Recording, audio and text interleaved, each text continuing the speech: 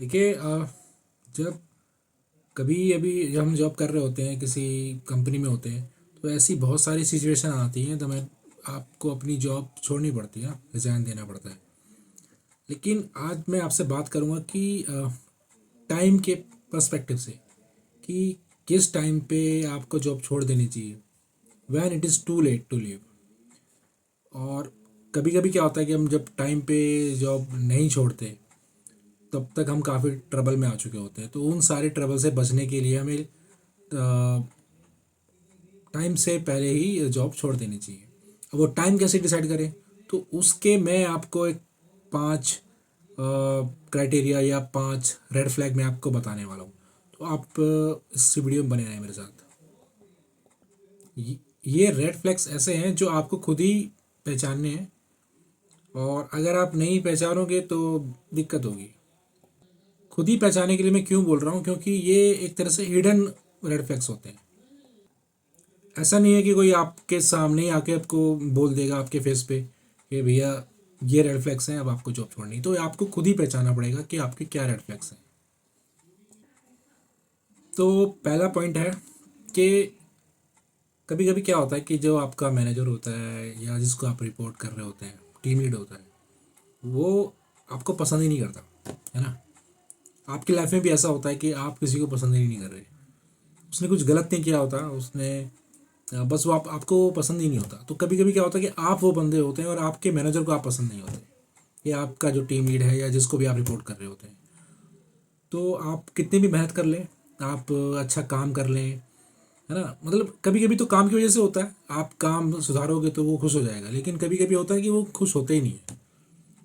तो अ, अभी क्या है कि आपका जो प्रमोशन है, आपकी सैलरी हाइक है, आपका करियर ग्रोथ है, वो उन्हीं के हाथ में डिपेंडेंट है, क्योंकि आप उनको रिपोर्ट कर रहे हो। वही आगे आप अपने सीनियर्स को रिपोर्ट करेंगे आपके बारे में, ताकि आपकी सैलरी हाइक हो या प्रमोशन में काम आए। तो आप उसको पसंद ही नहीं आ रहे हो आप ना। या तो अगर ऐसी सिचुएशन है कि तुम हैंडल कर सकते हो, कि रिजॉल्व कर लो आपस के बीच में जो फ्रिक्शन है उसको, तो बहुत अच्छा है। लेकिन नहीं कर पा रहे हो, और तो ये आगे फ्यूचर में भी अच्छा नहीं होने वाला। आपने देख लिया कि नहीं हो रहा यार, बन ही नहीं रही है ना। क्योंकि कहते हैं ना कि जो बंदे होते हैं वो कंपनी नहीं छोड़ते, अपने मैनेजर को छोड़ते हैं। तो ये बात सच है काफ़ी हद तक। तो आप क्या, अभी क्या होता है कि जैसे आपने जॉब कर रहे हो लगातार ना, तो एक टाइम ऐसा आएगा आप कि जब आप छोड़ना भी चाह रहे हो तो वो आपके एग्ज़िट को भी बहुत पेनफुल बना देंगे, है ना, आपको एग्ज़िट भी नहीं करने देंगे। तो इससे पहले ही जो ये रेड फ्लैग है वो पहचानना आपको चाहिए। और या तो आप प्रोजेक्ट बदल सकते हो तो वो बदलो, मैनेजर बदल सकते हो। तो नहीं बदल पा रहे हो तो आप कहीं और अप्लाई करो और जॉब छोड़ दो। ये एक रेड फ्लैग है आपके लिए कि ये आपके करियर में, आपकी ग्रोथ में हेल्प नहीं करने वाला, ये आपको नुकसान ही पहुंचाएगा। तो एक तो ये मैं मेरे हिसाब से ये काफ़ी इंपॉर्टेंट पॉइंट है। दूसरा पॉइंट है स्वीट रैप। उसमें क्या होता है ना कि आपको अच्छे रिव्यू मिलेंगे, मैनेजर आपकी तारीफ भी करेगा कि आप बहुत अच्छा काम कर रहे हो, तुम बहुत अच्छे टीम प्लेयर हो, है ना, या तुम्हारे बिना ये प्रोजेक्ट पूरा नहीं है। और आपके क्लाइंट से भी अप्रिसिएशन मेल आ रहे हैं आपको, आपके मैनेजर से भी आ रहे हैं, आपकी मीटिंग में भी आपकी तारीफ़ करी जा रही है ना, सब कुछ बढ़िया बढ़िया चल रहा है। लेकिन जब बात आती है आपके सैलरी हाइक की और प्रमोशन की, तो वो लोग कुछ ना कुछ बहाना मार देते हैं कि हमारी कंपनी अच्छा नहीं कर रही, इस साल की ये कुछ कमी रह गई, अगले साल तुम और बेटर करना तो तुम्हारी और सैलरी बढ़ाएंगे। मतलब एक दो बार ऐसा हो सकता है, लेकिन हर बार ऐसे ही हो रहा है, तो ये एक रेड फ्लैग है। तो क्या है ना कि हम लोग अप्रिसिएशन के लिए काम नहीं कर रहे। ऑफकोर्स वो ज़रूरी होता है कि आपके काम को रिकॉग्नाइज़ किया जाए, लेकिन एंड ऑफ द डे आपको पैसा ही मैटर करता है। अगर वो पैसा नहीं दे रहे हैं तो समझ लो वो स्वीट ट्रैप है, आपको फंसा के रखना चाह रहे हैं। और ऐसा किन किन लोगों के साथ है, होता है मेनली ऐसा उन लोगों के साथ होता है जो बस अपना काम करते हैं और किसी को ट्रबल नहीं करते। वो खुद ही छुप के रहना चाहते हैं ना, जब आवाज़ नहीं उठाते किसी को। ऐसा लगता है कि मैं किसी को परेशान नहीं कर रहा हूँ, बस मेरे को सैलरी मिल रही है, बस मेरे को उतने से मतलब है, ज़्यादा लाइमलाइट में नहीं आना चाह रहे ना। तो कंपनी उस चीज़ का फ़ायदा उठाती है। वो ये बंदे सोचते हैं कि मेरे काम से मेरे को पहचाने लोग ना, और मेरी प्रमोशन हो जाए। लेकिन ऐसा होता नहीं है। आपको वोकल होना पड़ता है आपको। लोगों को बताना पड़ेगा कि मैंने ये किया है और मुझे ये चाहिए। तो आप बंदा सोचता है कि यार ये मांग रहा है तो देना पड़ेगा, जो मांग ही नहीं रहा उसको क्यों देना, बिना मांगे तो भगवान भी नहीं देता। तो जो मिल रहा है फिर उसी में खुश रहो। तो ये एक रेड फ्लैग है, आपका करियर में ग्रोथ करनी है तो आपको क्या करना पड़ेगा कि इस स्वीट ट्रैप से बचना पड़ेगा। देखना पड़ेगा कि ये मेरे साथ ही हो रहा है, बाकियों का तो अच्छा है, लेकिन एक्चुअली क्या होता है कि बाकी लोग बताते भी नहीं है कि उनका कितना है हुआ है, तो कितना इंक्रीमेंट हुआ है ईयरली ना, एनुअल इंक्रीमेंट जो होता है। तो अगर पता चल जाए तो आप कंपेयर कर सकते हो, लेकिन आपको खुद को लग रहा है कि मैंने ज़्यादा काम किया इस बार और मेरे काम से पहचाना जाना चाहिए था मेरे इंक्रीमेंट, और लेकिन नहीं हो रहा। तो ये ट्रैप है, और ये दूसरा मेरे हिसाब से बहुत बड़ा रेड फ्लैग है जो आपको कंसीडर करना चाहिए। तीसरा पॉइंट है कंफर्ट जोन, है ना, लेस वर्क। जैसे कभी कभी क्या होता है कि आपकी सैलरी बहुत अच्छी होती है लेकिन आपको उस हिसाब से काम नहीं मिल रहा, आपको लग रहा है कि यार जितना पैसा मेरे को मिल रहा है उतना काम नहीं मिल रहा है। तो आपको खुद को लग रहा है, तो एक दिन ऐसा आएगा जब ये एक आपके आपके अपर मैनेजर को पता चल जाएगा, उनको भी महसूस होगा कि यार ये तो सैलरी इतनी ले रहा है, काम ये कर नहीं रहा है, काम है ही नहीं एक्चुअली इतना।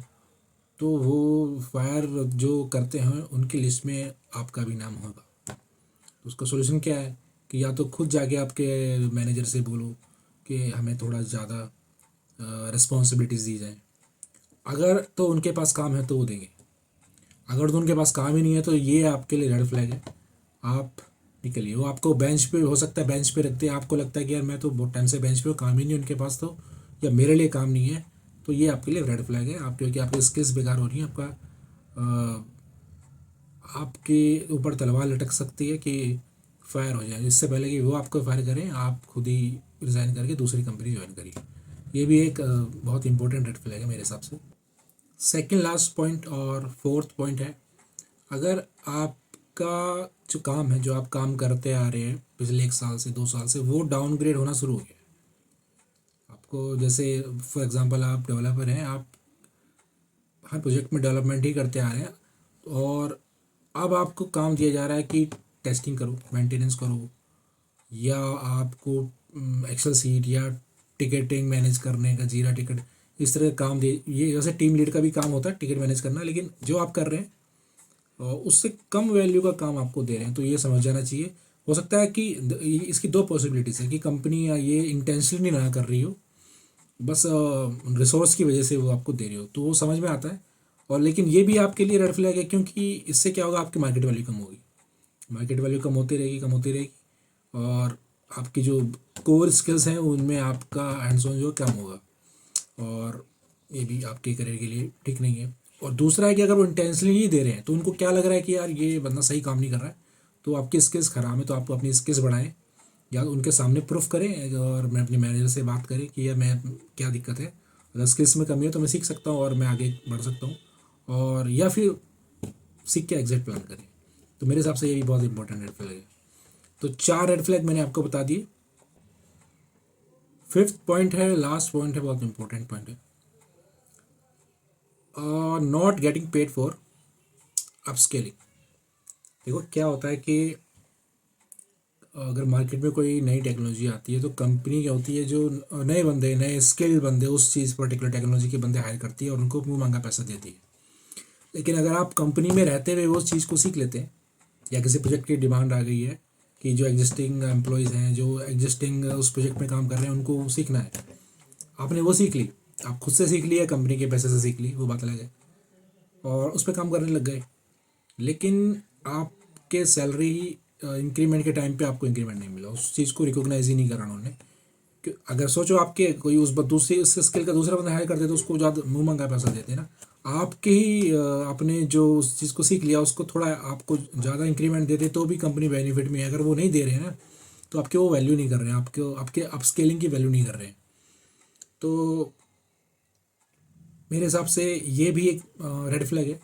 क्यों? क्योंकि अगर आपने कम पैसों पे इसी स्किल पे आप काम करते जा रहे हैं कंपनी में, तो एक टाइम क्या होगा कि बहुत सारे बंदे हो चुके होंगे उस स्किल के, और बहुत सारे लोग सीख चुके होंगे उस स्किल को, और फिर मार्केट में उसकी value in terms of money कम हो जाएगी, तो आपका फिर फ़ायदा नहीं होगा उतना सीखने का ना।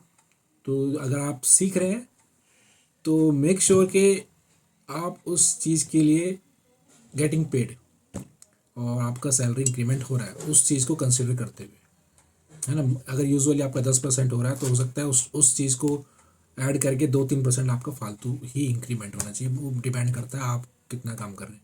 तो ये भी एक रेड फ्लैग है मेरे हिसाब से और बहुत ही इंपॉर्टेंट है। और ये चीज़ें आप लोगों को ध्यान में रखनी चाहिए, खुद ही आपको पहचाननी चाहिए, वरना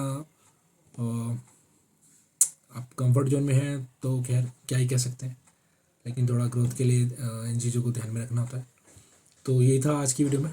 थैंक यू सो मच। अगर वीडियो ठीक लगी हो तो लाइक कर देना और सब्सक्राइब भी कर देना। Thank you so much. Bye.